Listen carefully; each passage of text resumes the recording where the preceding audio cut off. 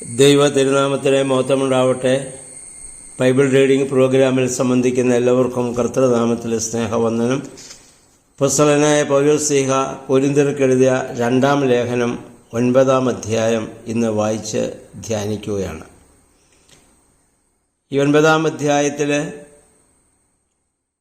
ധർമ്മശേഖരണത്തിൽ കൊരിന്ത്യർക്കുള്ള ഉത്തേജനം അദ്ദേഹം നൽകുകയും ആ കാര്യത്തിൽ കൊരിന്ത്യ സഭയെ സഹായിക്കുവാൻ തൻ്റെ സഹപ്രവർത്തകരെ താൻ അങ്ങോട്ട് അയക്കുകയും ചെയ്യുന്നു. 8-ാം അധ്യായത്തിൽ മക്കദോന്യ സഭകളുടെ മഹത്തായ മാതൃക നമ്മൾ കണ്ടു. അവർ സാമ്പത്തികമായി ജെറുസലേമിലുള്ള സഹോദരന്മാരെ സഹായിക്കുന്നു. ആയതുപോലെ കൊരിന്ത്യ സഭയിലെ ആളുകളെയും അതിനെ പ്രേരിപ്പിക്കുന്നതിന് വേണ്ടി അദ്ദേഹം ചില ആളുകളെ അവിടേക്ക് അയക്കുകയും അതിനുവേണ്ടിയുള്ളതായ ഉപദേശങ്ങളും നിർദ്ദേശങ്ങളും അവർക്ക് നൽകുകയും ചെയ്യുകയാണ്. അദ്ദേഹം പറയുന്നു 6-7 വാക്യങ്ങളിൽ, അല്പം വിതച്ചാൽ അല്പമേ കൊയ്യുവാൻ സാധിക്കൂ എന്ന സാധാരണ തത്വത്തിൻ്റെ വെളിച്ചത്തിൽ ചെയ്യുന്ന ദാനത്തെക്കുറിച്ച് അദ്ദേഹം അവിടെ വിവരിക്കുകയാണ്. ദാനം നൽകുമ്പോൾ അത് മടിച്ചും മറ്റുള്ളവരുടെ നിർബന്ധത്തിൻ്റെ പേരിലും ഒരിക്കലുമായിരിക്കരുത്. അത് കൊടുക്കുന്നവനുള്ള പ്രതിഫലം ദൈവത്തിൽ നിന്ന് അവന് ലഭിക്കുന്നതായ സ്നേഹമാണ്. അഥവാ ദൈവം അവന് നൽകുന്നതായ അനവരതമായ സമൃദ്ധിയായിരിക്കും. കഴിഞ്ഞ അധ്യായത്തിൽ ഞാൻ ഓർമ്മപ്പെടുത്തിയിരുന്നു, അങ്ങനെ മനസ്സോടെ ദാനം ചെയ്യുന്നവനെ ദൈവം സൂക്ഷിച്ചു നോക്കുന്നു. 2 ചില്ലിക്കാശ് സമർപ്പിച്ച വിധവയുടെ കാര്യം നമ്മൾ നേരത്തെ ചിന്തിച്ചല്ലോ. അവർക്കുള്ളതെല്ലാം സമർപ്പിച്ച് ദൈവം വ്യക്തമായിട്ട് അവളെ അറിഞ്ഞ് അവളെ സൂക്ഷിക്കുകയും ഇന്നും ആ വിധവയായ സ്ത്രീയെ ലോകം മുഴുവൻ ഓർക്കത്തക്കവണ്ണം വിശുദ്ധ ബൈബിളിൽ ആ സംഭവം രേഖപ്പെടുത്തുകയും ചെയ്തിരിക്കുകയാണ്. കാരണം കർത്താവിൻ്റെ പരസ്യ ശുശ്രൂഷ നാളുകളിൽ കർത്താവ് പറഞ്ഞു, നിങ്ങൾ എളിയവന് ചെയ്തത് നിങ്ങൾ എനിക്കാണ് ചെയ്തത്. അത് സമ്പത്ത് നൽകുന്നത് മാത്രമല്ല, പിന്നെയോ മറ്റുള്ളവരെ, രോഗികളായിരിക്കുന്നവരെ നമ്മൾ സന്ദർശിക്കുന്നതും അവർക്ക് ആശ്വാസ വചനങ്ങൾ പറഞ്ഞു കൊടുക്കുന്നതും അവരുടെ ദുഃഖം പങ്കുവയ്ക്കുന്നതും എല്ലാം അത് വലിയ ദാനമാണ്.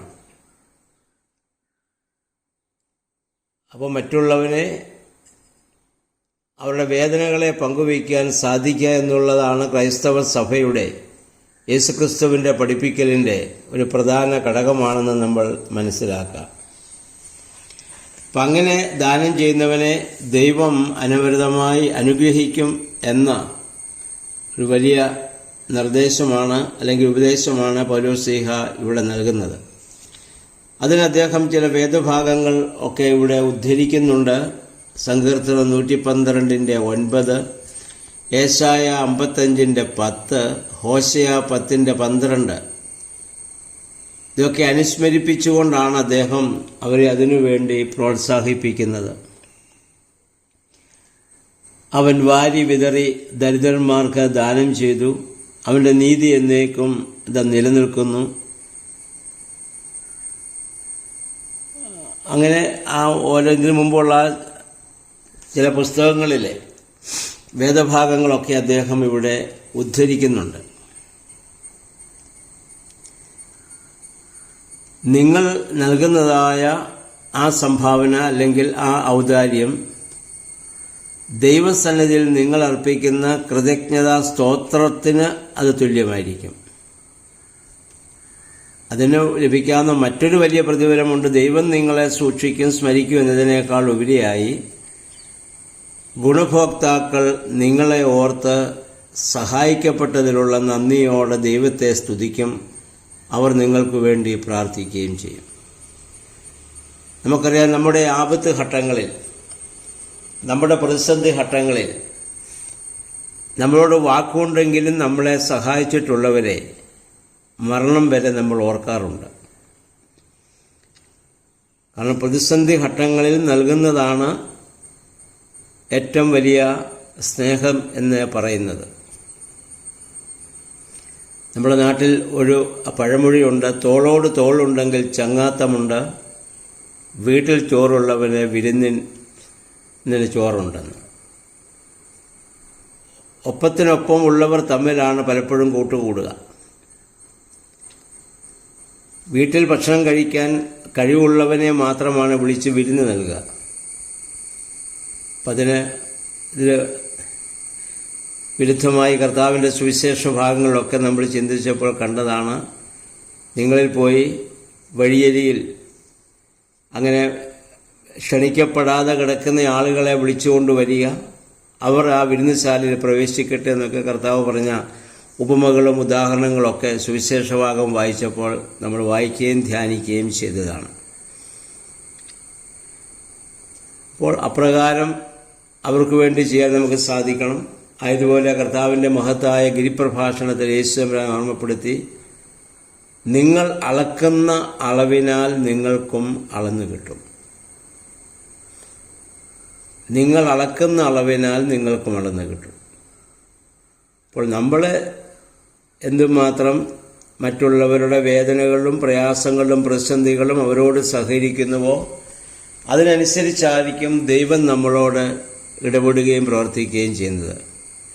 അതുകൊണ്ട് കർത്തൃപ്രാർത്ഥനയിൽ പറയുന്നുണ്ടല്ലോ, ഞങ്ങളുടെ കടക്കാരോട് ഞങ്ങൾ ക്ഷമിച്ചതുപോലെ ഞങ്ങളുടെ കടങ്ങളും പാവങ്ങളും ഞങ്ങളോട് ക്ഷമിക്കണമേ. അപ്പം എന്നോട് കടപ്പെട്ടവനോട് ഞാൻ ക്ഷമിക്കുന്നതനുസരിച്ചാണ് ദൈവം എന്നോട് ക്ഷമിക്കുന്നത്. അപ്പോൾ അതുകൊണ്ട് കർത്താവ് പറഞ്ഞ് എളിയവന് ചെയ്തതൊക്കെ എനിക്ക് ചെയ്തു എന്ന് കർത്താവ് പറയാനുള്ള കാരണം അതാണ്. അപ്പോൾ ആ കൊരിന്ത സഭയിലെ വിശ്വാസികളെ പൗലോസ്ലീഹ അതിനുവേണ്ടി ഇവിടെ പ്രേരിപ്പിക്കുന്ന സംഭവമാണ് നമ്മൾ ഇന്ന് വായിച്ച് ധ്യാനിക്കുന്നത്. നമ്മുടെ ജീവിതത്തിലും അത് മാതൃകയാകത്തക്കവണ്ണം പ്രവർത്തിക്കാൻ നമുക്കിടയാവണം.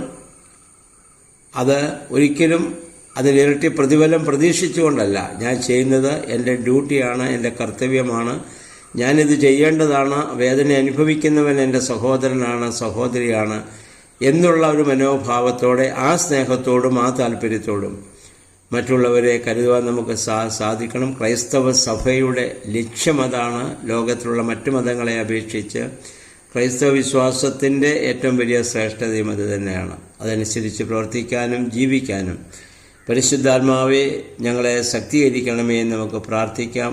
അപ്രകാരമുള്ള നല്ലൊരു ജീവിതം നയിക്കുവാൻ ദൈവത്തിൻ്റെ പരിശുദ്ധാത്മാവ് നമ്മെ സഹായിക്കട്ടെ. എല്ലാവർക്കും നല്ലൊരു ശുഭദിനം ആശംസിക്കുന്നു. ദൈവനാമം മാത്രം മഹത്വപ്പെടുവാൻ ഇടയായി.